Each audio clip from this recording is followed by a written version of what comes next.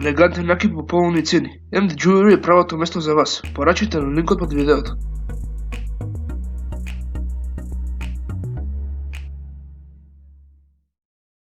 Здравствуйте и добре во првата епизода старо новиот серијал Are You Scared Unsolved. Ова беше тој серијал кој што го работевме до пред некој месец, каде што зборувавме за многу неразјаснети криминални случаи, и тука се подразбира многу убиства, исчезнувања, кражби и слични работи. Денеска во повратокот на оваа сезона, можам да речам, ќе го дискутираме убиството на Роланд и Овен, односно убиството на Артемус Оглтри. Ако прашувате зашто овој човек има две имиња, мислам дека мораме веднаш да влеземе во овој бизарен случај за да дознаеме. На среда, 2 јануари 1935 година, околу 13:20 часот, човек кој се нарекувал себе си Роланд Т. Овен се пријавил во хотелот Президент во Канзас Сити. Во собота 10:46. Сведоците велат дека бил на возраст од 20 до 35 години, со кафнена коса, узна на скалпот видлива над увото и со деформирано уво. Бил убаво облечен во црн капот.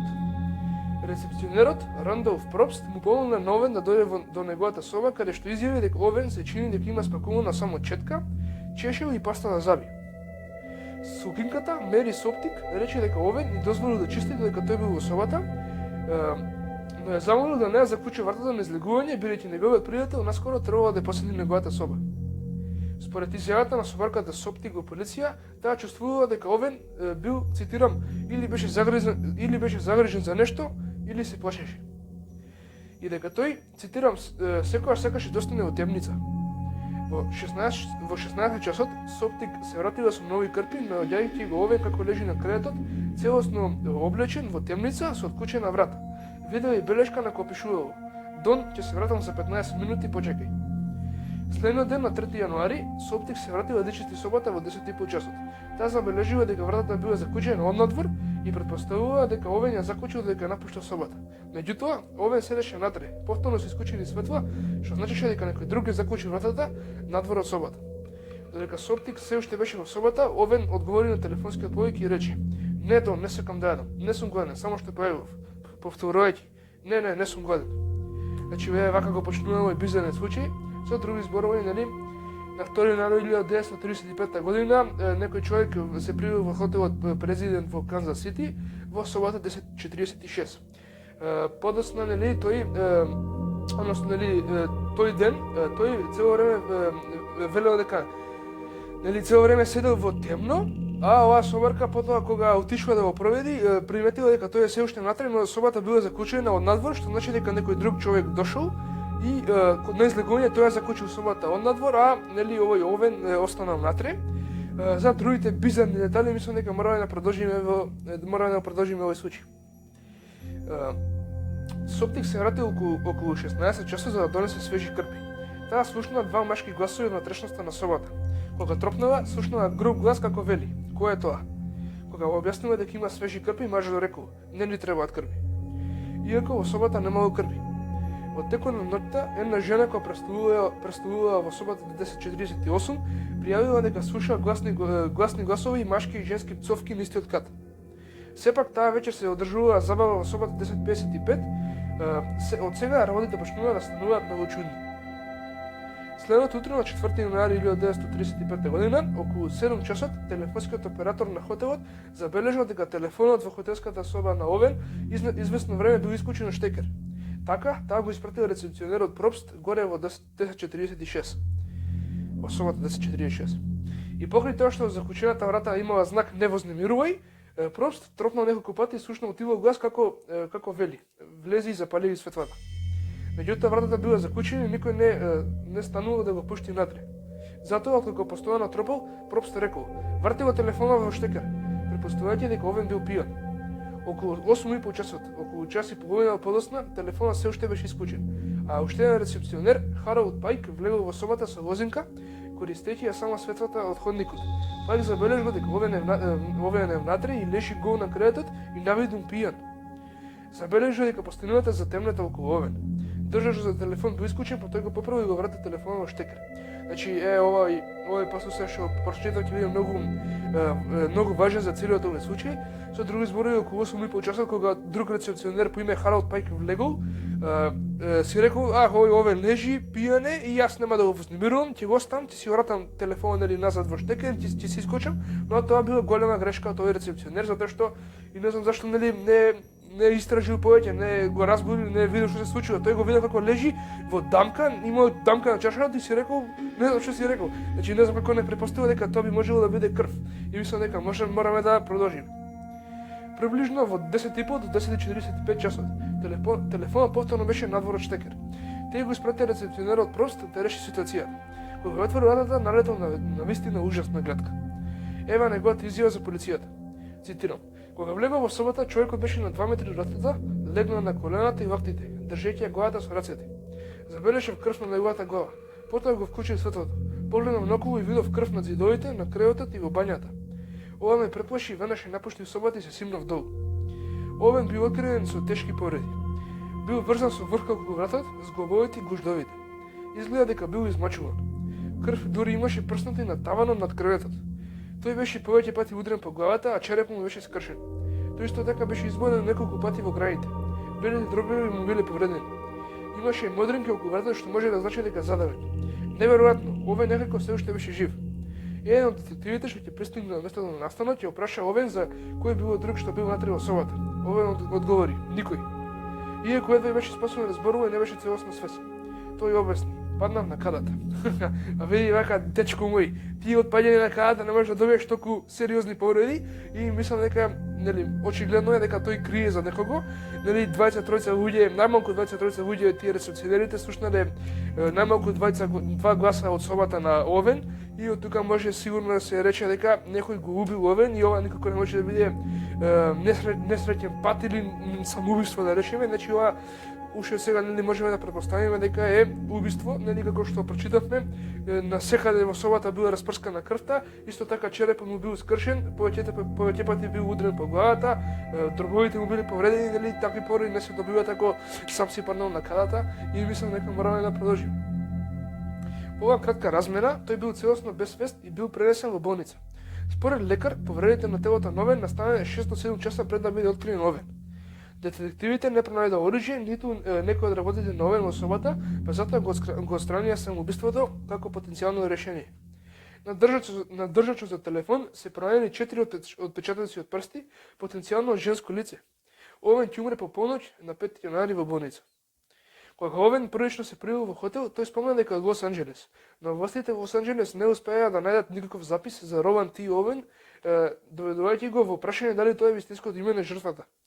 Неговото тело беше ставено за гледање во погребалната куќа од Мелоди Мегили, како што се ширеше приказната, се повеќе луѓе почна да се обраќаат во властите во Казна Свети за да видат дали нивната сакана личност кој чезнала би можела да биде Овен, но безуспешно.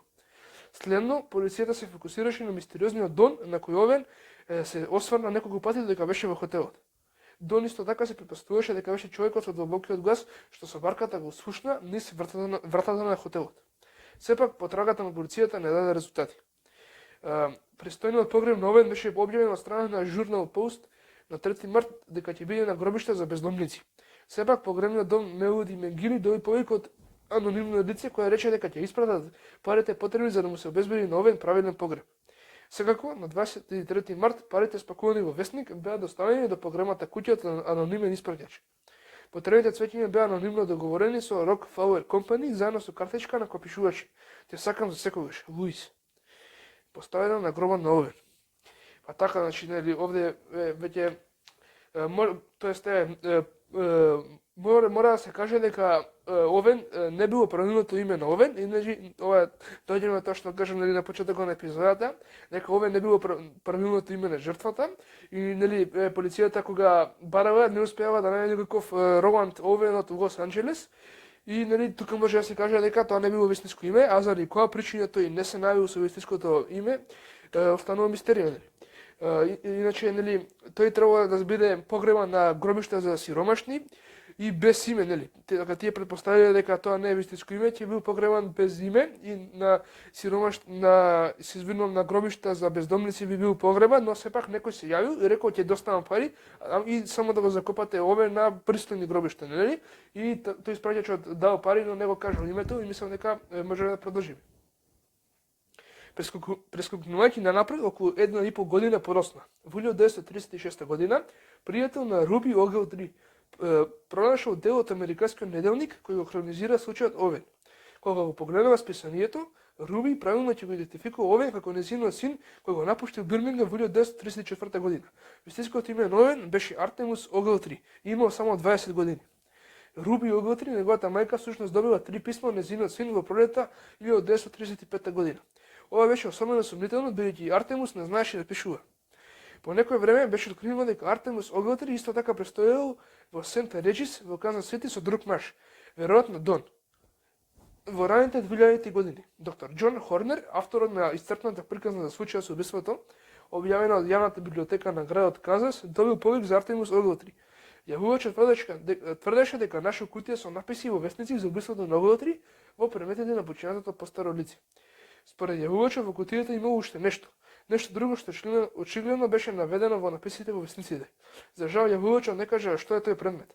После тоа случајот немаше да има дополнителни откритија и ќе исчезне во нејасност и најверојатно нели ќе остане неразјаснет. Иначе да кажеме нели дека Роланд Овен, правилното име на Роланд Овен било Артемус Огилтри и многу, да речем, среќно, па не баш среќно, но сепак некако се открило неговото име, а како се открило, нели, сега ќе кажеме.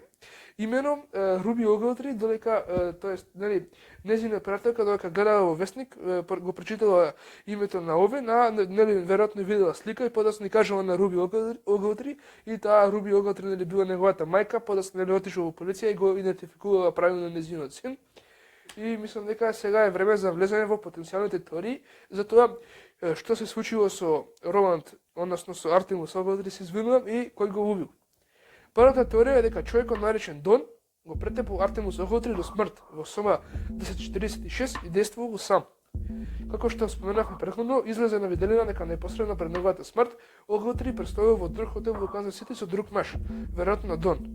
Дон беше човекот со длабокиот глас што го слушна со барката низ вратата на хотелот, но дури и ако оваа теорија е вистинита, полицијата никош не може да открие кој всушност е Дон.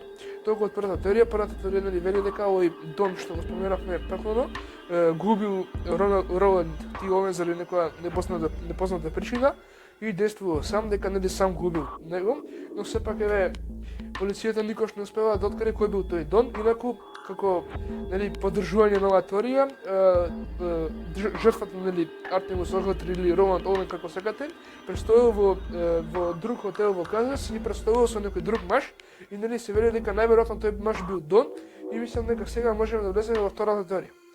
Втората теорија е дека непознатиот Дон не действувал сам. Оваа теорија се однесува на наблюдувањето на Чарлс Блохер, оператор на лифтот ноќта на убиството. Неговото наблюдување исто така може би фрла малку светлина врз тоа кој би можел да биде Дон. Ноќта на убиството Блохер видел комерцијална жена како оди на 10-тиот кат. Раководителот на лифтот процени дека жената била 65 кг и висока околу 165 см. Имаше темна коса и носела, цитирам, палто од Блек Хадсон или имитација на Хадсон. Блохер тврди дека оваа жена ја барала собата 1026 за да се сретне со маж што не можела да го најде. Можно оваа жена да го барала Огилтри и да ја помешала просторијата 1046 со 1026. Оваа комерцијална жена била видена и со маж од 9-тиот кат, маж за кој операторот на лифтот рекол дека е со иста висина и тежина како жената. Некој шпекулира дека овој човек би можел да биде Дон. Ако се сеќавате, на држачот за телефон имаше потенцијално отпечатоци од женско лице, а жена што престојуваше во соседството во собата 1048 пријави дека слушнала женски глас и машки глас како се пцуеле, па не би било неразумно да се сомневаме дека оваа комерцијална жена и човекот од 9-тиот кат би можеле да бидат одговорен за она што му се случи на Артемус Огилтри. Сепак немаше ништо официјално за жената или за мажот, освен она малку што е на интернетот. Така, значи, оваа втора теорија вели дека Дон и таа жената што наводно била слушната во собата на Артемус Огилтри го убиле него и потоа нели не се знае ништо за нив, успешно избега нели успешно се отарасиле од овој случај. Тој нели што бил како како се вели, нели, тој човек кој што бил до лифтот, што бил, нели, поставен за да го гледа лифтот неверојатно, се сеќава дека жена ја барала собата 1046. Таа жена била, нели, комерцијална жена, така пишува, не знам што се мисли со тоа, и рекла дека подоцна истата таа жена била видена со ушеден тој маж што бил од 9-тиот кат, нели се претпоставува дека тие двајца биле тие што биле во собата на Артемус Оготри, наводно тие губили. Сега можеме да влеземе во третата теорија. Третата теорија доаѓа од многу сенсационални написи објавени во следните години кои сугерираат дека Оготри бил убиен затоа што и бил неверен на својата свршеница. Објавата во журнал Пост дека Оготри ќе биде погребан во гробиштето за бездомници, се чини дека потигна анонимен јавувач да го финансира погребот на Оготри. Според еден напис објавен во Newcastle Sun, наречен мистериозно убиство во соба 1046, тој редослед на настани се одвил малку поинаку. Во написот се наведува дека една жена се јавила во локалниот весник за да каже, цитирам: имаш приказно во твојот весник што е погрешно. Роланд Овен нема да биде погребан во гробиште за бездомници. Направени се договори за неговиот погреб. Кога ја прашале да се легитимира и што всушност се случило со човекот во тоа време, се уште познат како Овен, таа одговорила: не ми е важно, знам што зборувам, тој се заглавил. Пред да ја спушти слушалката. Во исто време, еден човек се јави во салонот за погреб каде што беше одржан Овен и рече: не го закопувајте Овен во гробиште на сиромашни. Сакам да го закопате на гробиштата Меморијал парк. Ќе испратам средства за покривање трошоците за погреб. Човекот очигледно објаснил дека Овен ја затекнал девојката со која бил свршен и дека во собата 1046 мажот Овен и девојката со жестока дружба имале мала средба. Пред да ја прекина слушаката, тој рече дека измамниците обично го добиваат она што им следува. Набрзо потоа компанијата Rock Floral добила повик со барање 13 рози од американската убавина испратени на погребот на Роланд Овен. Гласот додаде: ова го правам за сестра ми. Значи, ова трета теорија, нели, вели дека некој го убил Роланд Овен затоа што тој бил неверен на својата свршеница. Како што прочитаме во последна реченица, тој рекол: ова го правам за сестра ми, и од тука може да се рече, нели, дека братот на вереницата на Роланд и Овен го убил Роланд затоа што тој бил неверен и изневерувал својата свршеница. Ова може некако се докаже дека, нели, него ќе го закопале, нели, на тие гробишта за бездомници, но сепак се јавил некој и рекол: неќам таму да го закупувате го, нели, на обични гробишта, јас ќе ги платам сите средства, и рекол, нели, ова го правам за сестра ми. Тоа би можело, нели, да докаже дека, например, дека тој губил и го правил тоа за сестра ми, нели, за сестра му, но сепак не може ништо се докаже. И јас лично мислам дека сите овие три теории имаат, нели, еднакво се веројатно, нели. Секоја од овие теории може да биде точно, но веќе кога можам да бирам, мислам дека последната теорија ќе одберам дека, нели, тој братот на свршеницата на Роланд и Овен го убил и, нели, потоа, нели, рекол: ова го правам на сестра ми, ќе платам за трошоците, сакам да биде погребана во пристојни гробишта, но сепак не можеме да формиме веројатноста на првите две теории. Нели, тие се со многу добри факти докажани, има, нели, вистини, сите вистините случки ги поддржуваат тие две теории. Нели, сите многу сведоци имаме дека најмалку двајца луѓе биле во собата на Роланд Овен. Една од нив се претпоставува дека била жена, но третата теорија нема никакви такви точни некои докази, све е претпоставка, но јас лично би дал тежнина на таа последна теорија. Како и да е, мислам дека овој случај е многу стар и за жал ќе остане неразјаснет. И мислам дека тоа е све што имаме да кажеме за овој случај во оваа прва епизода од старо-новиот серијал на Are You Scared. Во петок излегува втората епизода, до тогаш пријатно и се најдобро.